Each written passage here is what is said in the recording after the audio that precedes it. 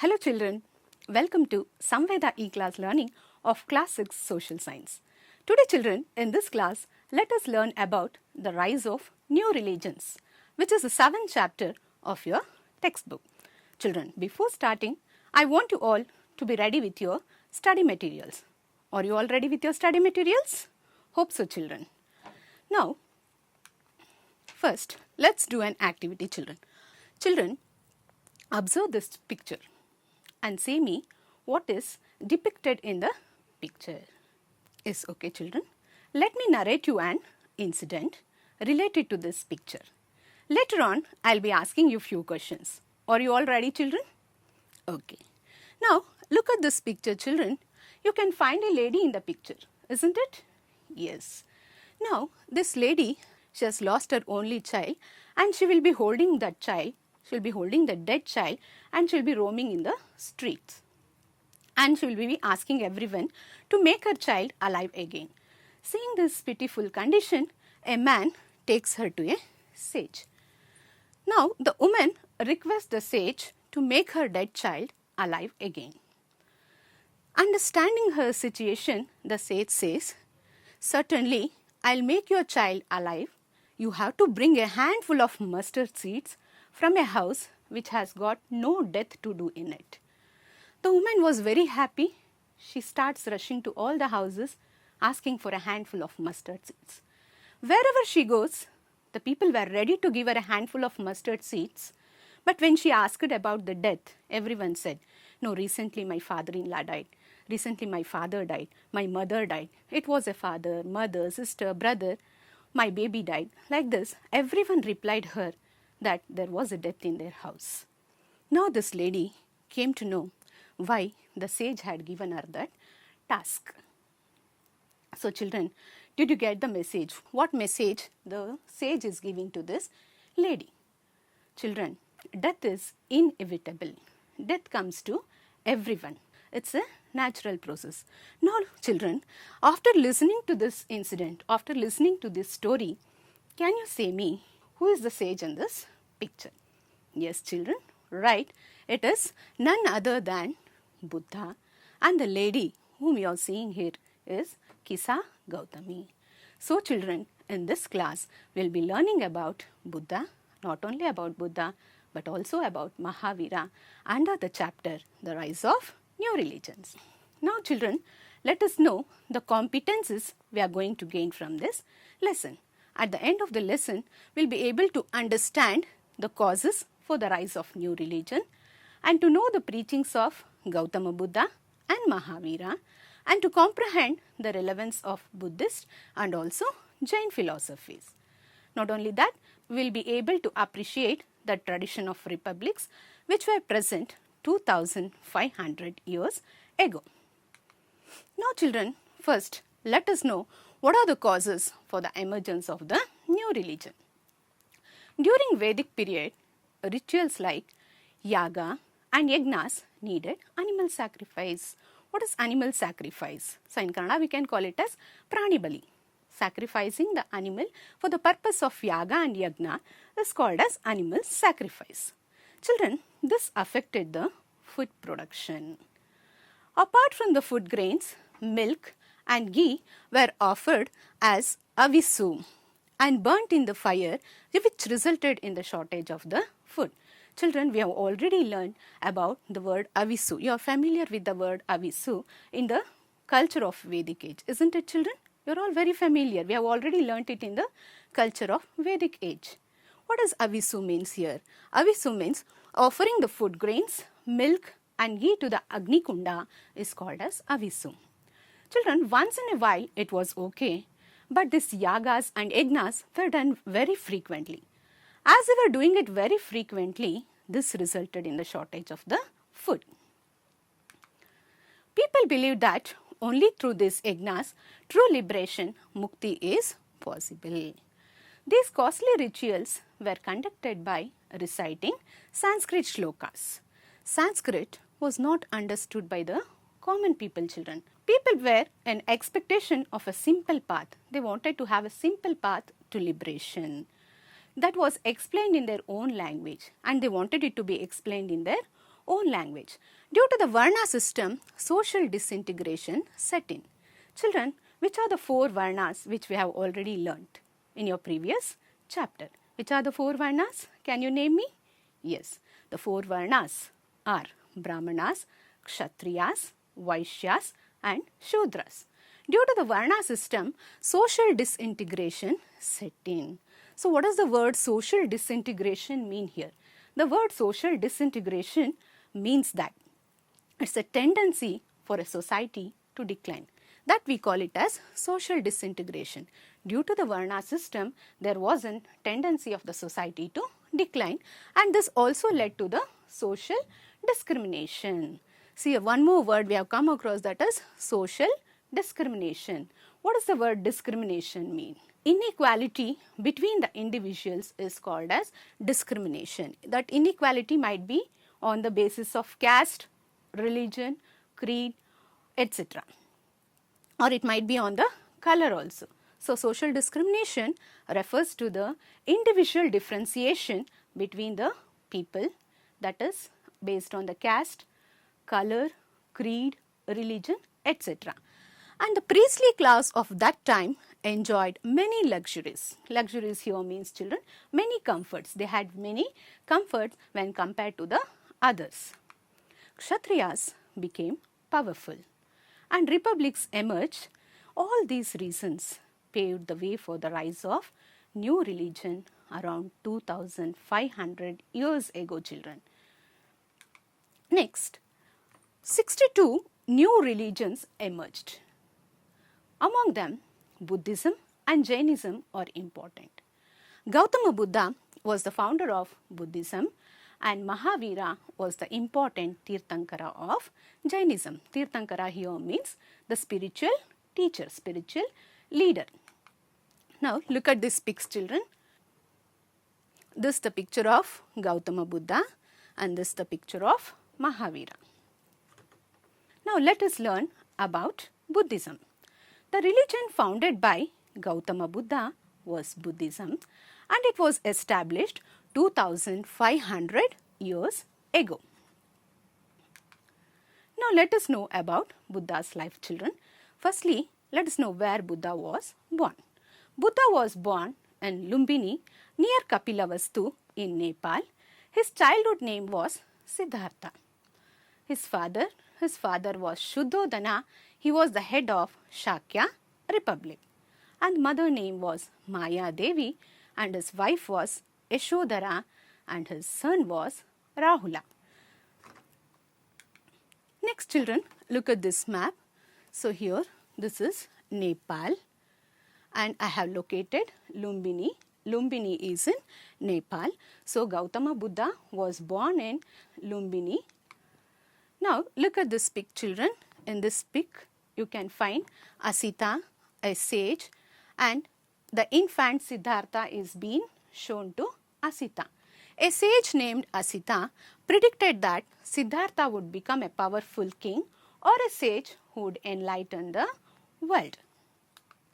Shuddhodana wanted his son to become a powerful king and not a sage. Yes, no, children? Even our parents or your parents want their children to be doctors, engineers, scientists, etc. Does any one of your parents want you to become a sage? No. In the same manner, Shuddhodana was the king and so he wanted his son also to be a powerful king and not a sage. So he brought him up in luxury, but Siddhartha remained unhappy in spite of having all these luxuries. Once Siddhartha saw a sick man, an old man, a sage and a funeral procession. Siddhartha did not have any idea or thoughts about this. So all these 4 scenes made him to think a lot and at last made Siddhartha to renounce worldly pleasures. One night, Siddhartha left his family and palace. You can look in the picture, children. Siddhartha is moving out of the palace, leaving his beautiful wife and child. He sought the guidance from many sages on the ways to overcoming sorrow. He could not find the answer, children. Finally, meditating under a peepal tree in Gaya, he got enlightened and became Buddha. Buddha means one who is enlightened. The word Buddha means one who is enlightened. This place is known as Buddha Gaya or Bodh Gaya. See in the picture, children, you can see Siddhartha meditating under the peepal tree, and he gets enlightened, and then he will be called as Buddha. The word Buddha here means one who is enlightened. Bodh Gaya is not a destination. It's the beginning of a journey, a pilgrimage into the mind and the soul, a chant that awakens the senses, a revelation into yourself. Bodh Gaya, poetry within. Now, let us know about Buddha's teachings. The aim of Buddha's teaching was to attain knowledge by practicing purity. So, he wanted everyone to attain knowledge. But how to attain that knowledge? That knowledge has to be attained by practicing purity in life and also thought. He called this as Dhamma. Now, let us know the 4 noble truths which are said by Buddha, children. He said that world is full of sorrow and desire is the root of sorrow. Asaye dukkakke moola. And this noble truth was famous all over the world, children. So then, how to come out of sorrow? Conquering desire is the way out of sorrow. If we have to come out of sorrow, then we have to conquer our desires. Then how to conquer desires? Ashtanga Marga is the path to end sorrow. We need to follow the Ashtanga Marga to end the sorrow. Children, here the word Ashta means 8, Marga means path. The 8-fold path is called as Ashtanga Marga. Now children, look at the screen. Here we have 8 noble truths. Let me read out first. The first one is right view, right intention, right speech, right action, right livelihood, right mindfulness, right concentration, and right effort. Now, let us know the meaning of this 8-fold path, children. What is right view? Right view is knowing the truth. We have to know which is true, which is correct. Then, right intention. We must free our mind of the evil. We must free our mind from the evil. Next one is right speech. We have to speak properly. We should not say nothing that hurts others. Our speech, our words should not hurt others. Right action. Work for the good of the others. Working for the good of the others is called as right action. Then right livelihood, children, means respect the life which we have got. That is called as right livelihood. Then right effort. Resist against the evil is called as right effort. Next one is right concentration, that is practice meditation. We need to practice, we need to meditate. Then right mindfulness. Control your thoughts, control your mind. Have your thoughts under your control. These are the 8-fold paths which was taught by Buddha. Next children, apart from this, Buddha also asked his disciples not to consume liquor, not to practice violence, not to engage in corruption, and not to be untruthful. Now, teachings of Buddha were very easy. As they were very easy, it became very popular also. He preached them in a language called as Pali language. Children, you can have a look of the script of Pali language, how Pali language is been written. Next children, let us know the 4 stages of Buddha's life. 4 stages of Buddha life. The first one is Mahaparityaga. The second one is Jnanodaya. The third one is Dharmachakra Parivartana. And the fourth one is Mahaparinirvana. So, let's understand what is Mahaparityaga. Mahaparityaga means renouncing the worldly pleasures is called as Mahaparityaga. Tyaga. The second one is Jnanodaya. Then what is Jnanodaya? Jnanodaya is getting enlightened. Next, the third one is Dharma Chakra Parivartana. So, after Buddha got enlightened, after he got Jnanodaya, for the first time, he taught us 5 disciples. Disciples here means followers. He gave his first sermon to his 5 followers in Saranath in Uttar Pradesh, and that incident we call as Dharma Chakra Parivartana. Next, the last one is children, Mahaparinirvana. What is Mahaparinirvana? Mahaparinirvana is getting nirvana, attaining mukti or liberation is called as Mahaparinirvana. So, these are the 4 stages, 4 important stages of Buddha's life, children. Now, let us know which are the different names of Siddhartha. Siddhartha is also called as Buddha, Tathagata and Shakyamuni. These were the 3 names of Siddhartha. Later, children, he travelled around Bihar and other places for about 40 years and he preached his thoughts. Slowly, the fame of Buddha spread around. Many kings respected him. Finally, Buddha passed away at Kushinagar of Bihar. Children, we have learned about Buddha and his teachings. Now let us learn about the holy books of Buddhism. So, children, which is the holy book of Hindus? Bhagavad Gita. Which is the holy book of Christians? Right, children, it is Bible. Then which is the holy book of Muslims? It is Quran. Now, children, in this class, let us know which is the holy book of Buddhism. The holy book of Buddhism is Tripatikas. All his teachings were collected in 3 Pitikas by his disciples, means 3 volumes. It was collected in 3 volumes, namely the first one is Vinaya Pitaka, next one is Sutta Pitaka, and the third one is Abhidharma Pitaka.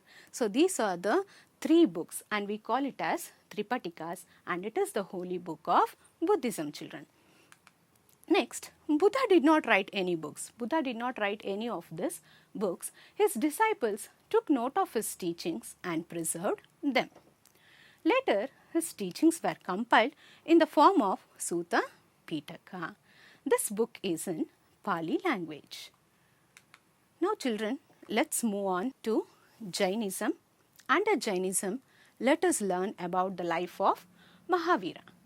Mahavira is the 24th Tirthankara and he preached Jainism. Already I have said you what does the word Tirthankara mean. Tirthankara here means a spiritual teacher. Mahavira is the 24th Tirthankara and he preached Jainism. But, so 2500 years ago, Mahavira was born at Kundagrama near Vaishali. His earlier name was Vardhamana. Now, children, look at this map. This is Bihar. This is the state of Bihar. I have circled Bihar here. And this is Vaishali. And Mahavira was born in Kundagrama near Vaishali.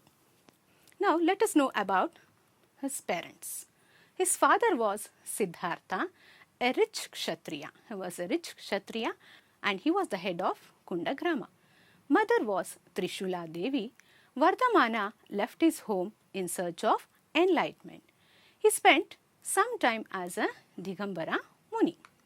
Next, he spent 12 years in Pinan's children and became a Jina. Here the word Jina means a great teacher who has attained liberation from karma. The word Jina here means a great teacher who has attained liberation from karma. Mahavira preached to people of all classes. Then he left his body at Paupuri in present Bihar. It means, children, he passed away at Paupuri and this Paupuri is presently in Bihar. Next, children, let us know the teachings of Mahavira. What did Mahavira teach? What were his teachings? Mahavira taught non-violence to his disciples. He said to follow non-violence to his disciple. He wanted them not to commit theft. What does the word theft mean here, children? It means stealing, not to steal others' things, and amass wealth. Amass here means, children, gathering a lot of wealth is called amassing or amass wealth. Isn't it, children? Even we all amass the wealth. We shouldn't do it. So we say it is for my son, it is for my grandchildren, it is for everyone in the family. We can start collecting lot and lot of wealth. That is called as amass wealth. Mahavira said that we should not commit theft and we should not amass wealth. He also preached celibacy. Celibacy here means brahmacharya, not getting married is called as celibacy.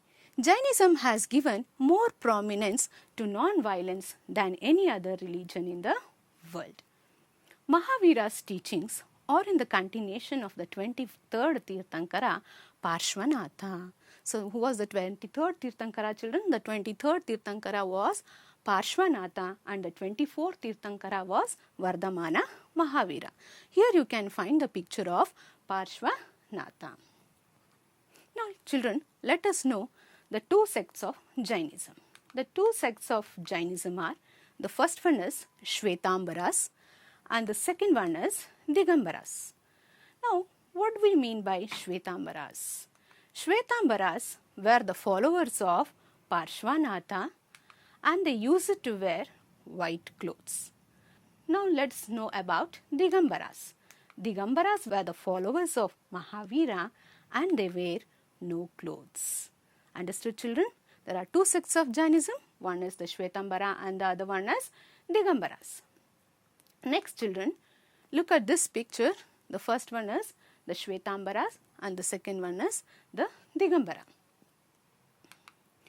Now, look at this picture, children. This is Shravanabelagula of Karnataka. This is the famous Jaina religious center. Children, where is Shravanabelagula in Karnataka? It is in Chandraipatna of Hassan district, and this is the famous Jaina religious center. Now, children, let us know the 5 moral principles of Jainism. What are the moral principles of Jainism? The first one is ahimsa. Ahimsa means non-violence. The second one is satya, to speak truth. Asatyeya. Asatyeya means non-stealing, not to steal the things. Aparigraha here means non-possession beyond the need. Just possess. Have it what is required. Not to possess more, not to have whatever is not required for us. He said, just possess whatever is required for us. Non-possession beyond the limit is called as aparigraha. And the last one is brahmacharya. He asked to follow brahmacharya. Keeping senses under the control or celibacy is called as brahmacharya. So far, children, we have learnt about Jainism, under that we have learnt about Mahavira and his teachings. Now, children, let us move on to Mahajanapadas and Republic. What does the word Mahajanapada mean here? Children, Maha means great and Janapada means foot of the people. And republics, and here the word republic means the state which has got a representative or an elected member is called as republic. Now, children, again let us go back to 2500 years in time. That was the time when Buddha lived. There were 16 kingdoms and these 16 kingdoms were big and small and they were on the banks of the Sindhu and Ganga plains. These kingdoms are called as Mahajanapadas. Among them, Magadha, Kosala and Vatsa were the famous Mahajanapadas. They were ruled by the kings. Now, children, look at this map. In this, I have marked 2 Mahajanapadas. One is the Kosala and the other one is Magadha. Now, children, let us learn about republics. In the same period, many states had representative governments. They were called as republics. Vajji or Vriji was the powerful republic during that time. And Vaishali city of Bihar was its capital. Vajji had a Sabha, and this Sabha consisted of elder and also the younger members. And these both elder and younger members took care of the administration. The members of the Sabha were addressed as Raja, and all the matters related to the union were discussed in the Sabha meetings. Now children, it's the time for recapitulation. Let us see what all we have learnt in this lesson. Firstly, we learned about the causes for the rise of new religion. Then we have learnt about Buddhism and the life of Buddha. Then we learnt about the teachings of Buddha. Then we have learnt about Jainism and the life of Mahavira and his teachings. Lastly, we have learnt about Mahajanapadas and also the republics. Now children, this is the time for self-assessment. Let me know how far you have understood. Let me ask you few questions. Are you all ready children? Yes, okay.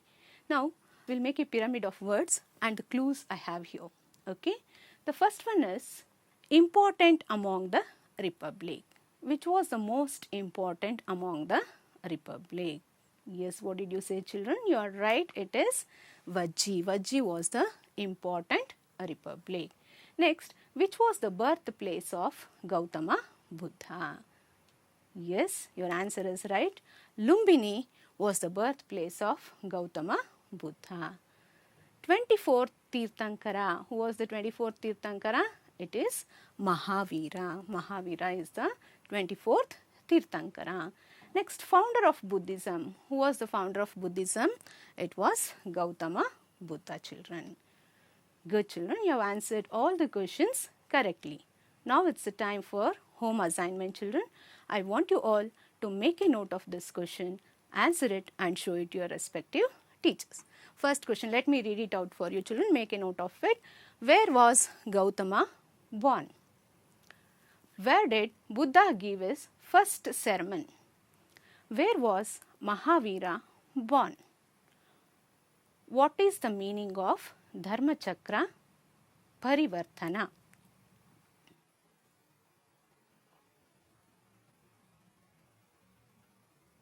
Okay children, now I have two activities for you.